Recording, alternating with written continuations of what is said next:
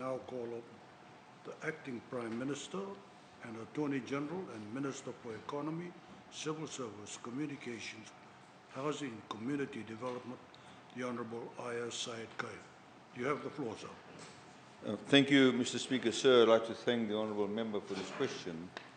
Mr. Speaker, sir, there is no specific relief package that has been set aside for those businesses that have been affected by the flooding caused by TC Cody.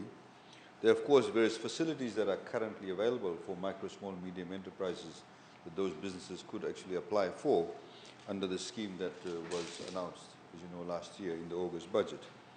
We have, however, Mr. Speaker, sir, for those people who are in the business of agriculture, have provided assistance. Mr. Speaker, sir, of course, we've got the Fast Deploying Cash for Farmers program, where the government will provide $250 cash to all cyclone-affected farming households for land preparation, cultivation. About 20,000 households will be assisted. Also, those who are in a bilateral quarantine arrangement, in other words, those farms that are actually exporting, they've also been given packages valued at $176, Mr. Speaker, sir. So there are other businesses that actually have been provided some form of assistance following TC Cody. Thank you, sir.